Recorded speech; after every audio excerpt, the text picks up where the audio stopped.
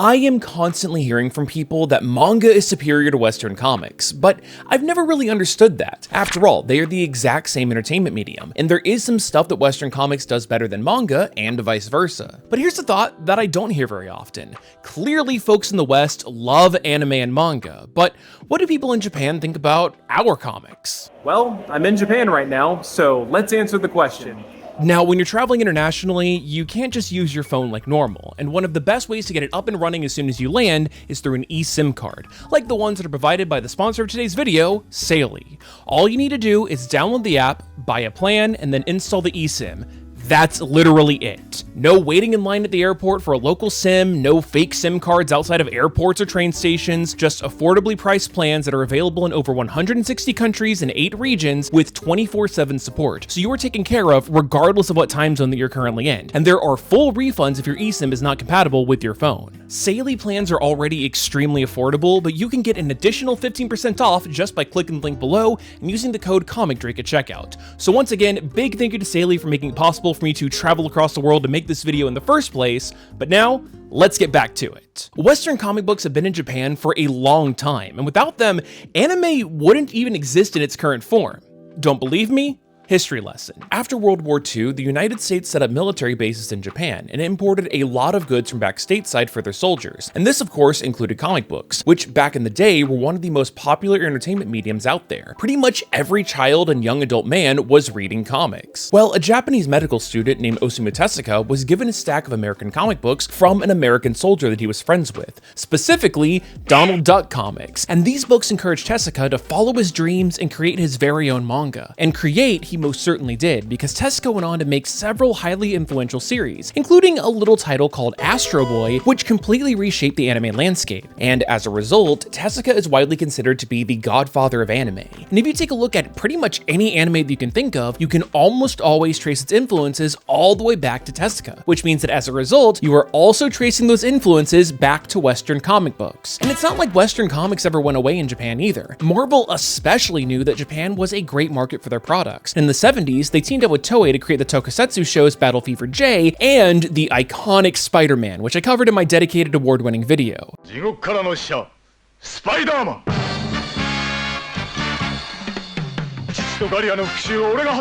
I love that Marvel got so involved in Japan because this show is awesome! And by the way, because Spider-Man's giant transforming mech Leopardon was so popular, Toei also started including giant transforming mechs in all of their other Sentai shows, which has since become an iconic part of their identity. Yeah, Spider-Man basically invented Megazords. All of that being said though, in the decades since, the influence of Western comics in Japan did start to fade, but it never went away entirely. Like, it went on even well into the 90s. Just take a look at this volume of Wolverine that I picked up. It's somehow looks even more badass in Japanese. But believe it or not, there are still dedicated Western comic shops in Japan that are still in business to this day. Now, sure, they're tiny when you compare them to the massive multi-floor mega manga stores, but they do exist, tucked away, just waiting for you to wander in and discover your next favorite series. My personal favorite shop is Blister Comics in the nerd capital of Tokyo, Akihabara. They stock plenty of Western comic books in both Japanese and English, but I will admit, I ran into a slight problem. A lot of us have heard about how English is a mandatory subject in Japanese schools, but from my personal experience of interacting with locals in my trips to Japan, it does seem like the majority of folks that I encountered either aren't fluent or they can read English, but they aren't confident in speaking it with a complete stranger, especially a complete stranger that would want to record a YouTube video with them. However, a ton of locals that I met are more than happy to have conversations through Google Translate, and even if there is a language barrier, they are happy to welcome foreigners through shared hobbies like board games and karaoke.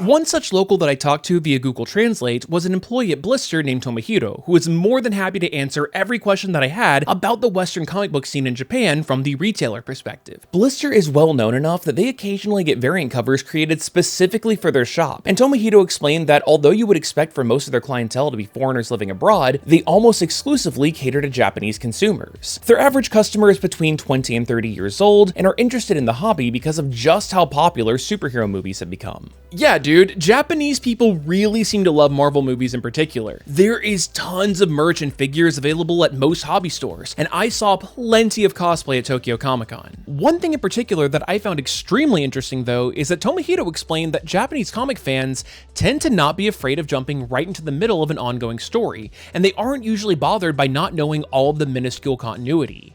Most popular manga magazines are anthologies like Shonen Jump, and even though someone might pick up an issue to read the latest chapter of One Piece, it is super common to flip through the rest of the book as well to see the other series that are inside of it, most of which are right in the middle of their own plots. So as a result, it's not expected for you to know every little thing about a story in order to enjoy what's going on at that exact moment. It also doesn't help that not every Western comic book gets a Japanese translation, so many readers are happy to just read whatever they can get their hands on. And this is a really, really fascinating concept, considering that this is the #1 reason why folks here in the West do not give comics a shot. They incorrectly assume that they need to be familiar with decades and decades worth of continuity in order to enjoy a comic book, which you absolutely don't. It's kind of wild that many of the folks who claim that manga is the superior product because of their definitive starting and ending points are somehow more picky than people that are actually living in Japan who are excited to read whatever as long as it's entertaining. Many Japanese people, from what Tomohiro explained to me, seem to not worry about the little details. They care about the plot. Fancy that. On top of that, it's not like Marvel and DC are the only comic book publishers that exist. Independent comics have a much more manga feel to them by being one writer from start to finish. So, you know, there's plenty of great independent series that Japanese folks are also reading. Everything that Tomohiro told me was backed up by Tatsuki at Verse Comics Nikibukuro, which has been in business for nearly 30 years. Tatsuki mentioned that his customers are generally half and half for their preferred language, but something that they have really appreciated are the collaborations that big comic publishers have been doing by creating manga versions of their most popular characters, like Spider-Man Fake Red and Superman vs. Meshi. And by the way, these comics are not a new phenomenon. Like, take a look at this beauty that I found in a secondhand store. It is a nearly complete set of the manga adaptation of the 90s X-Men animated series. This manga was actually so popular that it got translated into English and brought back to the States in the 2000s, but it's been out of print for years, which is why I really love that it has recently been remastered by Viz Media and re-released just a few months ago at the time of this recording. This book is so good. I love it. I should also mention that non-verbal comics are super popular in Japan as well, like It's Jeff and Infinity Paws. I mean, it doesn't hurt that they literally hired Japanese talent for them, like the always amazing Gurihiru and now Fuji. But of course, these are just the opinions of people that work at comic shops. What about regular Japanese comic fans? Well, for that, I went to Tokyo Comic-Con, where Japanese fans can get a chance to meet professional comic book writers and artists, experience the vast history of Western comic books, show off their cosplays, and get their hands on merch from their favorite Western franchises. Just like in America, despite being literally called Comic-Con, the focus and emphasis is more so given to big movie and TV franchises. But what's great is that because so much talent is already in town for the convention, the Brave and Bold Comic Art Expo, which is not affiliated with Tokyo Comic-Con, happens the week prior, and it is all about meet and greets for Western comic book artists. At these festivals, I met up with some of my Japanese friends. This is Miki Okazaki, a cover artist who has recently broken into the Western comic book industry. Yuta here has been a fan of the channel for a good while, and Tomato wasn't able to sit down for an interview because she was too busy slapping the shit out of me at the Muscle Girl bar that she works at.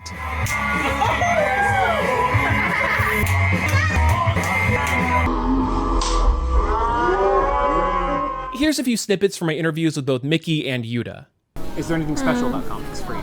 Actually, for me, more interesting art or Western comics. For example, Mark Brooks, David Mack, those great artists always want to draw something. So many amazing artists always inspire me. I just read Daredevil by Chip Zdarsky. Before that, I have no information or knowledge about Daredevil, but I really love that comic book, so I just started reading Frank Miller's run or Brian McBendy's run. So in terms of Marvel or DC, there's so many histories, and so many writers create or add their imagination to characters. I think that is the most important thing about comic books, so I really like digging history. There's no opportunity to know what is out there. So these years, Marvel or DC movies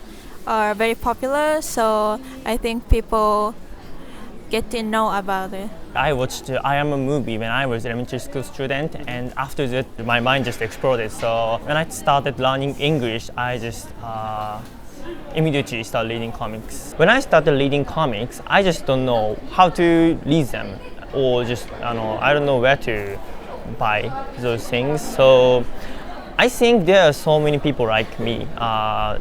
They want to read comics, but they don't know how to read. So advertisement or more the digital book service in Japanese, I think those kind of services really help those deep readers. How do you feel about the recent changes Marvel and DC have been doing in terms of diversity, changing a lot of characters?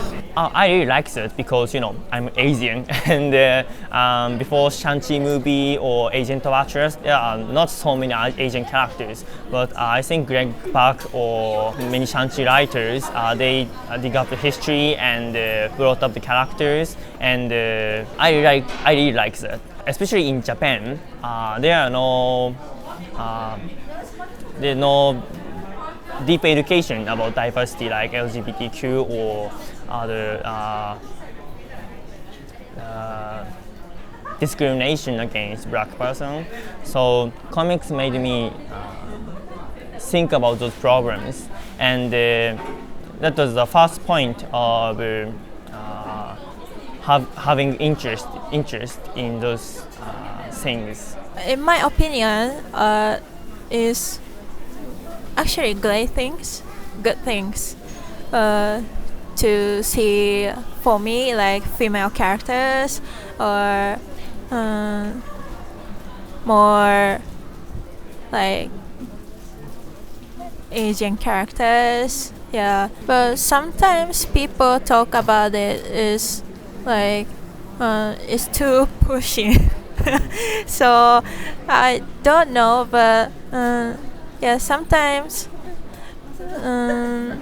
I agree with other people, but for me it's very good things. Also it makes me feel more motivated, so yeah, good thing. If they didn't do that, then when it will be happen, so sooner or later we have to do it. So it's good opportunity to see like these things. Now, with all of that being said, I'm not going to sit here and pretend like Western comics are some huge Japanese craze. It is still a very niche hobby. And although comic shops do exist, they're rare, like they're pretty much just in Tokyo. But funnily enough, that's exactly what it's like to be a comic fan in America too. It's a niche hobby, comic stores aren't everywhere, and it's funny that Yuta said something that comic fans like myself have been yelling about for ages. Comics don't advertise outside of comic stores. There are huge fans of comics in Japan, and like me, so maybe Marvel and DC should recognize them. Like I think in Japan there are not so many advertisements of Marvel comics or DC comics, even Marvel movies. So I think the comics company should see Japan as a marketing place, a huge marketing place. And it's my personal opinion, but being comics reader in Japan is a really difficult thing because I'm not so good at English, and there are not so many friends who read comics, so I cannot share my passion with others. But also, let's be honest here, anime and movies are way more popular than the manga and Western comics that they're based on, because it is always going to be easier to sit and passively watch something rather than concentrate and read. But one of the many things that I love about Japan is that unlike most places in the world, print media isn't dying, and that is in large part thanks to their amazing transit system. Most folks in the cities get around on trains and buses, and everyone from young children to salarymen to older folks are reading books, magazines, newspapers, newspapers, and of course, manga. Seriously, there are bookstores everywhere in Japan, and on top of that, Shonen Jump is sold at every single convenience store. It's almost as if you make the material easily accessible, it leads to sales. Who would have thought? Making comics being their own special stores out of the way, it's not a good business model. Now, to give credit where it's due, Marvel does seem to understand that Japan is a great market for their comics. And when I went to Tokyo Comic Con, I was shocked to see that Marvel's editor-in-chief, CB Cebulski, had a table and was autographing away. I mean, granted, this is the same CB Cebulski that once adopted the pen name of Akira Yoshida and pretended to be a Japanese writer that wrote multiple Marvel books that were set in Japan, like Wolverine Soul Taker, Elektra the Hand, and Kitty Pryde Shadow and Flame. Look, the guy was super nice to me even before I mentioned that I was a comic book YouTuber, and he did give me his business card when I bluntly said that Marvel has been doing a terrible job of connecting with influencers. But I won't deny that it was a little odd to see him there given his controversial past, specifically with Japanese stuff. But hey, at least Marvel has been doing a much better job at bringing in legitimate Japanese talent like the aforementioned Gurihiru and Peach Momoko, who has been killing it on Demon Days and Ultimate X-Men. I am so happy to say that the channel has been doing so well lately. Like, we passed 500,000 subscribers. Thank you so much. I'm gonna have a big celebratory video later, but I've been trying to use this newfound attention and money to travel a lot more because I'm really excited to see about what the Western comic book scene is like in other countries, especially where English isn't the prominent language. And it has been clear that whether the comics come from the United States, Japan, Mexico, Korea, France, the UK, Italy, or anywhere, comics are all being inspired and influenced by each other. There is no reason to be an elitist and try to put one country's work above another. At the end of the day, there are thousands upon thousands of great stories to enjoy, and I, for one, am happy to continue to talk about them regardless of where they're from. Even though Marvel and DC are the ones that get the most views and pay the bills. If you like this video, then why not consider subscribing or even watching another one? I would love to talk about more non-Marvel DC, non-American books, so let me know down there in the comments which ones I should be reading, and if this video does well, it gives me more of an incentive to do it in the future. Anyway, guys, I hope you learned at least a little something new, and hopefully I'll see you next time. This ending fell off the rails. Bye.